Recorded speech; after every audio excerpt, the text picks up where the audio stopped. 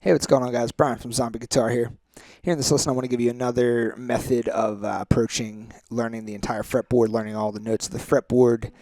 And it's similar to the last lesson that I made, which was called the immersion method. If you haven't seen that lesson, I posted a link to that below.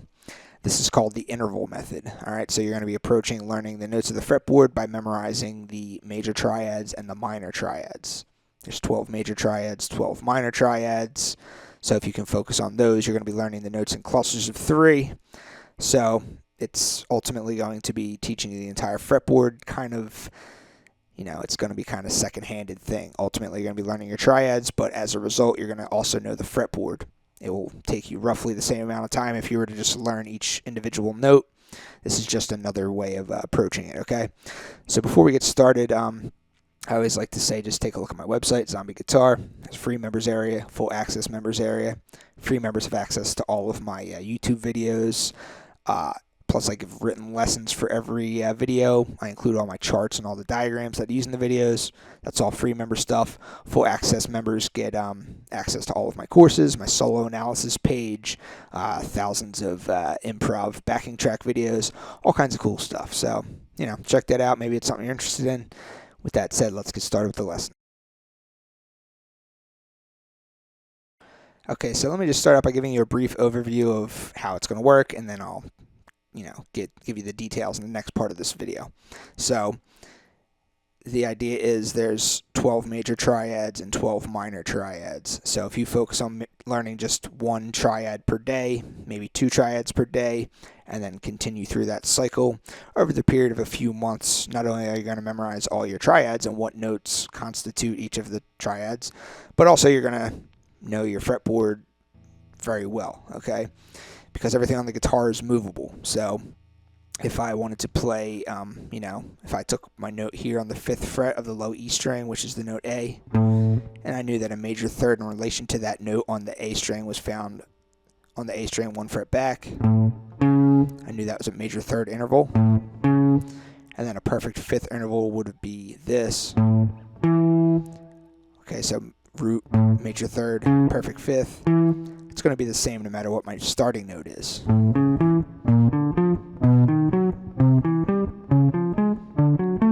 Okay, so it doesn't matter what my starting note is, the major third is always going to be found in the same spot in relation, and the 5th is always going to be found in the same spot in relation to the root note.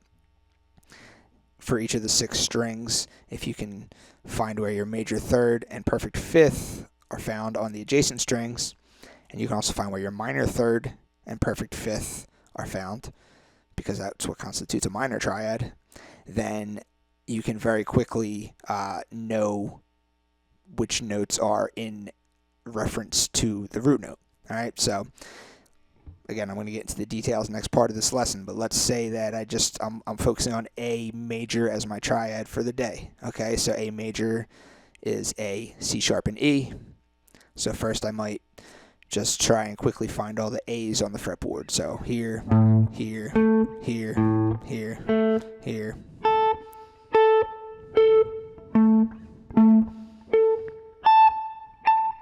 Okay, A's all up and down the fretboard. And I know that A, C sharp, and E makes an A major triad. Well, and then I know how to find my major third and perfect 5th in relation to a note on any string. Well, I would quickly know that this is an A, this is a C sharp, and this is an E. Or this is an A, this is a C sharp, E, A, E, A, E, A, C sharp, A, C sharp, E, A, C sharp, E, A, E, A, C sharp, A, E. Okay, so things like that. I know where my intervals are in relation to the note A, which is the root note, but I also know A, C sharp, and E makes up an A major triad. Well, that quickly allows me to find all the notes in relation to the root note. All right, so that's the overall gist of this method. So if this is something that you are interested in taking on, stick around and watch the rest of this lesson. Okay, so if your root note is located on the low E string, let's just use the 5th fret as an example, then your major third will always be found on the next higher string and then 1 fret back. And then your perfect 5th will be found on the next higher string and 2 frets up. Alright? Your major third will also be found on the same string 4 frets higher. Here's the starting note. 1, 2, 3, 4. Okay? So that's for any major triad. Any major triad that you want to do, and your root is on the low E string, that's where you find your surrounding notes. Okay, so A, C sharp, E, A, C sharp. Alright? So if you want to find them, if your root note is on the A string, let's say our root note's here, 5th fret, your major third will always be found on the next higher string, 1 fret lower. Your perfect 5th will always be found on the next higher string, 2 frets higher. You also find a perfect 5th on the same string, or on the same fret, 1 string lower. You will also find your major third 4 frets higher on the same string. Okay? So if your root note is found on the D string, your major third will be found here. Your perfect 5th will be found here. Your perfect 5th will also be found here. Your major third will also be found here.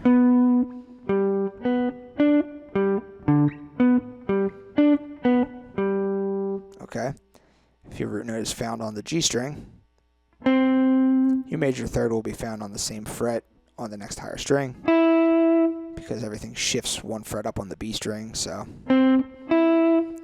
your 5th will be found 3 frets higher on the next string. Your major third will be found 4 frets higher on the same string. And your 5th will be found on the same fret on the lower string. Alright? So, if your root is on the B string, you'll find a major third next string higher, 1 fret lower. Your 5th will be next string, 2 frets higher. Your major third will be found here on the same string, 4 frets higher. And your perfect 5th will be found on this string, 1 fret lower. Alright? And then if your root is on the high E string, you will find a perfect 5th on the same fret, lower string. And you will find your major third 4 frets higher on the same string. Okay? So if you just wanted to do an A major, and that was your triad for the day, you would know that this is an A, this is a C sharp, this is an E. You could then find your A up here on the 12th fret, and you would know that this is an A, this is a C sharp, this is an E, this is an A, this is an E, this is an A, this is a C sharp. Okay? If you were going to find your A on the D string, 7th fret, here's your A, here's your C sharp, here's your E, here's your A, here's your E, A, C sharp. Okay, find your A on the G string, so here's your A, here's your C sharp, here's your E, here's A, here's E, here's A, here's C sharp. Come and find it on the B string, here's your A. Okay, so there's A, here's your C sharp, here's your A, here's your E, A, C sharp, A, E. Alright, then find your A on the high E string. Here's your A, here's your E, here's your A, here's your C sharp. Okay, I'm quickly able to find the C sharps and the E's in relation to the A because I know where the intervals are in relation to the note, because you only have to learn that 6 times. Okay, there's only 6 strings, so if you know where your roots, thirds, and fifths are in relation to each other for each string, then you can quickly find the rest of the notes of the triad. The same thing would then apply for your minor triads too. The only difference between a major triad and a minor triad is a minor triad has a third that's 1/2 step lower. So instead of A, C sharp, and E, it would be A, C, and E. Okay, so finding your minor thirds for each note. Let's just look at it on all 6 strings again. Here's your root. Here's your minor third. Here's your 5th. You You also have a minor third, same string, 3 frets higher. So A, C, E, A, C. Okay? If you're rooted on the A string, your minor third will be found here. Your minor third will also be found same string, 3 frets higher. If you are rooted on the D string, here's your root, here's your minor third, here's your root, here's your minor third. Okay? The fifths are the same for major triads and for minor triads. It's only the third that differs. All right, so if your root is here on the G string, here's your root, here's your minor third, root, minor third. Okay?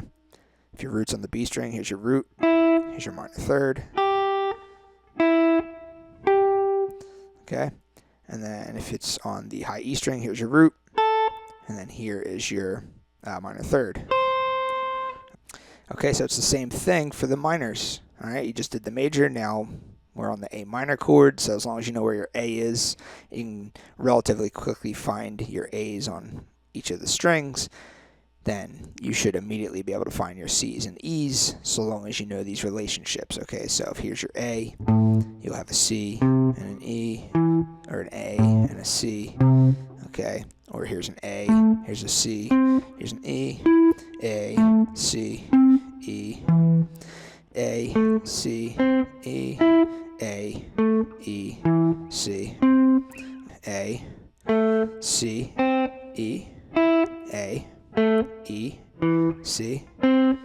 Here's an A, here's a C, E, A, E, C, A, E, C, A, C, E, A, E, C. See how this is going? Just knowing these interval relationships, you can quickly find all your other notes. So that's pretty much it. That's the interval method in a nutshell. So you have 24 triads in total. You have 12 major triads. You have 12 minor triads. Check out the written lesson that comes with this lesson, which I put a link to below for the triads chart. So you can use that if you want. But, you know, basically just focus on 1, maybe 2 triads per day. Maybe do a major minor pair, you know, and then just do 12 that way. 12 major and minor pairs.